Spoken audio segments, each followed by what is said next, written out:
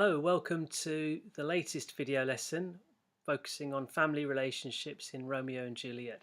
Before I crack on with that, just a reminder to head on over to mrhonline.co.uk, that's mrhonline.co.uk if you haven't done so already, where you'll find many more video lessons on a wide range of topics. Okay, let's get on.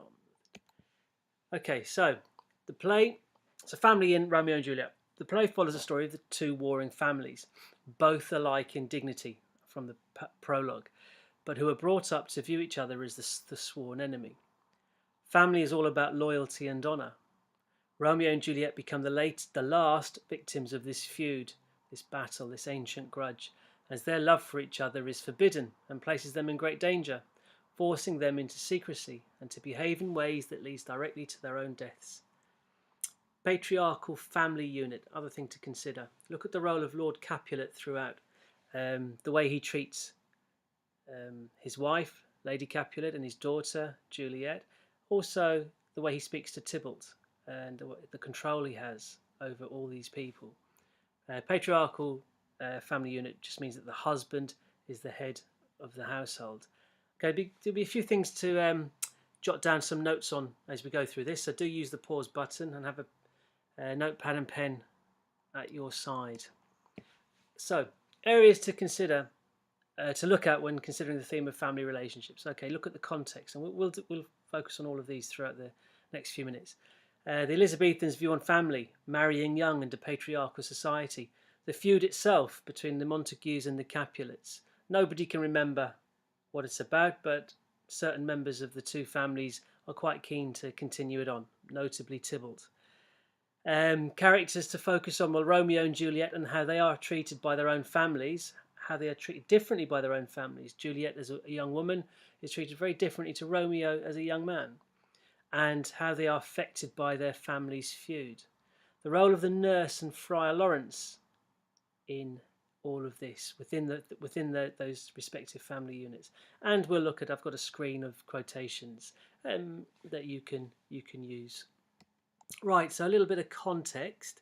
In the Elizabethan era, it was expected for women of higher status and greater wealth to marry young. So not only Juliet, but 14 years old was when Juliet's mother also married her father. They lived in a very patriarchal society with men ruling, believing women were subservient to them, highlighted by Lord Capulet and the way he treats Juliet, insulting and threatening to throw her out if she disobeys him and refuses to marry Paris, and the way Lady Capulet and the nurse are unwilling or unable to stand up to him, turning their backs on Juliet in the process. Compare this to the way Romeo is treated, already a few years older than Juliet, and allowed to fall in and out of love with whom he chooses. Until, of course, you factor in the Capulet and Montague feud, then he's quite patently not allowed to fall in love with Juliet. But you can't control who you fall in love with. So the feud itself between the two families, remember the two families of equal standing in Verona society, both wealthy, both powerful, and both sworn enemies of each other. So the feud looms large over both families. The play opens with a battle, one which results in the prince finally losing patience. The prince is like the head of police, and warning that the next members of either family caught fighting will be executed. It is within this volatile environment that Romeo and Juliet fall in love and unwittingly become the last innocent victims of the ancient grudge, and that's taken from the prologue. So, Tybalt is offended by Romeo's presence at the ball, the masked ball. Remember, Mercutio talks Romeo into attending this ball as a way of getting his mind off the fact that the woman he's in love with, Rosaline, has no interest in him whatsoever, and so Mercutio thinks this will take his best friend's mind off matters. But as a Montague, Romeo is banned from attending the Capulet ball. But as it's a masquerade, a masked ball, he can go under disguise. However, his voice is recognised by Tybalt, who wants to fight him there and then. And check out one of my other videos on the character of Tybalt, where we explore his enthusiasm for continuing the feud. But Lord Capulet commands Tybalt to step down that he will not cause any trouble at this Capulet ball. And in fact, Lord Capulet says that in fact he's heard nice things about Romeo. But anyway, Tybalt's not interested. He feels affronted, offended, whatever. He looks for Romeo the following day, but Romeo refuses to fight because by which point he's already married to Juliet, but he can't tell anybody.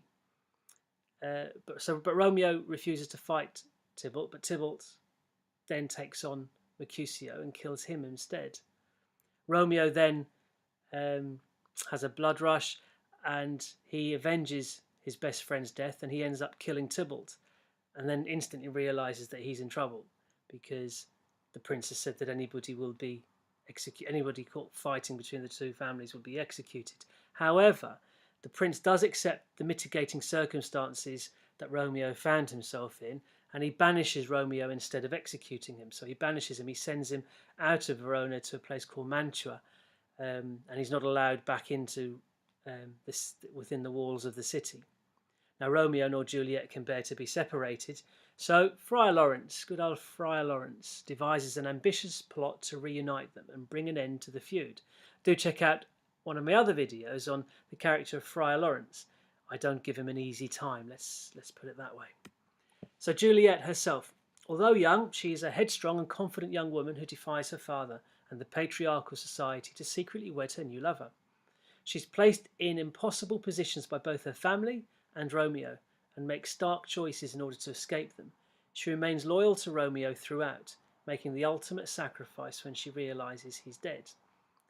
Lord Capulet is the strong patriarchal figurehead of the family who grows frustrated at his daughter's insolence, so he forces Juliet's hand by pushing through her marriage to Paris, arranging the marriage for that very week.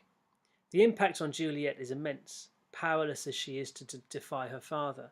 Rejected by her mother and betrayed by the nurse, she turns to Friar Lawrence in desperation, promising to kill herself without his help.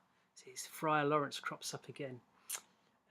She's controlled and suppressed like all women in her position, and is subsequently left isolated.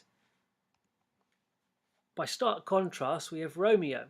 He's free to fall in love with whom he pleases. His parents express concern for his depression at the start, but rather than interfere themselves, they leave Benvolio, his cousin, to coax him out of his mood.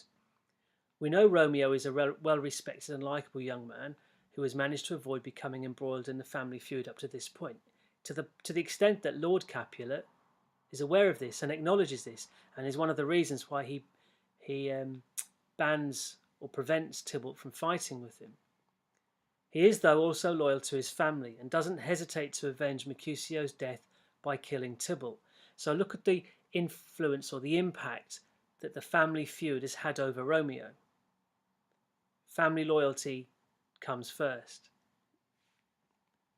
So the nurse and Friar Lawrence, two key characters for Juliet and Romeo respectively.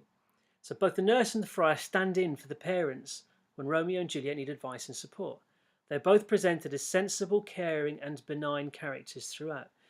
Benign means like non-threatening, not a danger. Again, I'll point you to my Friar Lawrence video lesson where I do give him a bit of a hard time.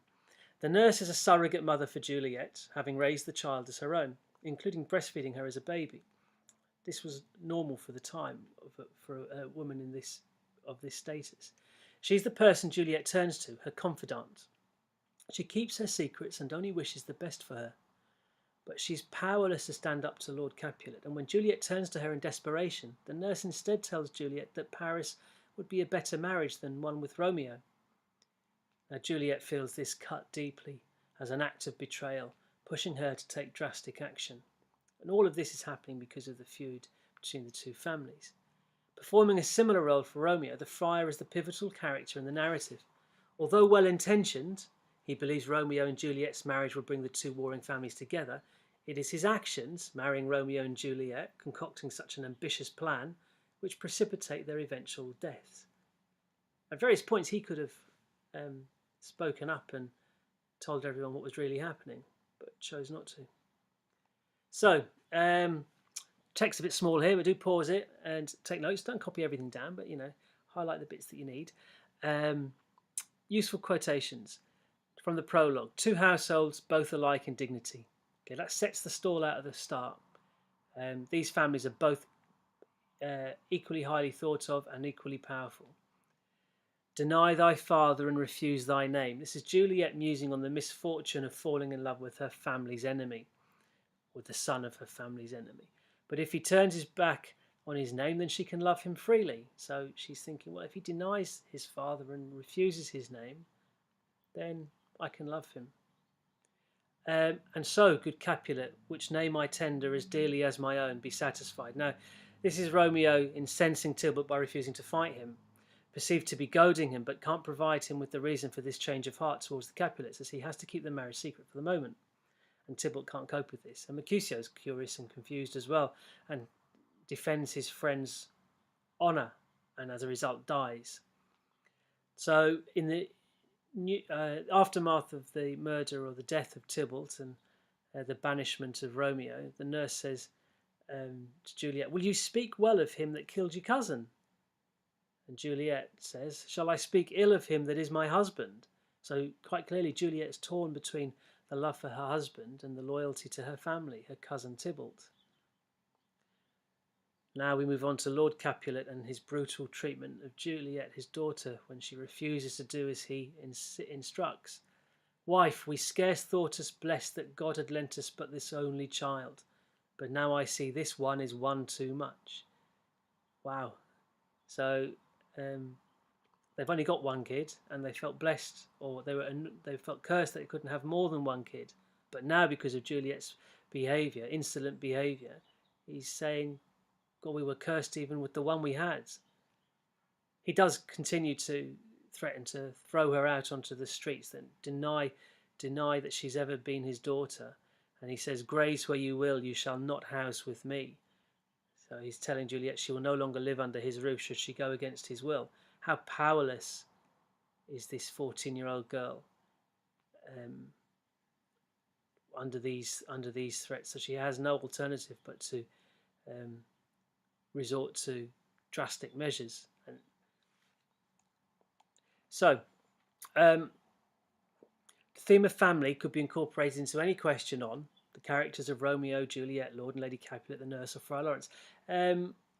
I've left Lord and Lady Montague out of that list because compared to Lord and Lady Capulet, they are far more peripheral figures, but you can still incorporate them in. So I doubt you'll get a question covering just Lord or Lady Montague, but you still can incorporate them into a discussion or exploration on family, the theme of family, especially holding them up as in contrast to Lord and Lady Capulet perhaps, and how they treat their child. So any question on Elizabethan attitudes to family, patriarchy and women, so context, the creation of tension and drama, adding to the sense of tragedy, the unnecessary decisions taken by Romeo and Juliet outside the context of the feud between the two families, but feeling they had no alternative because of the feud between the two families. And finally, Shakespeare's intentions, to explore the role of family and loyalty, to explore the role that family and loyalty plays in our lives. Remember how the play ends with the Lord and Lady Capulet and Lord and Lady Montague vowing to erect monuments in honour of the other family's dead child, and the feud coming to an end. Look what it took. All the unnecessary blood spilling and bloodletting. Okay, so look, that's family. Family's obviously one of the key themes in Romeo and Juliet. I hope you've had some useful information out of this little video lesson. Do check back over to Mr. H Online for a couple of hundred more of them. Maybe not all relevant to you, but a lot of them will be. And if there aren't, if there's an extract or a theme or a character you'd like me to focus on, do please drop me an email and I will get cracking on that. Okay, see you for the next one. Bye.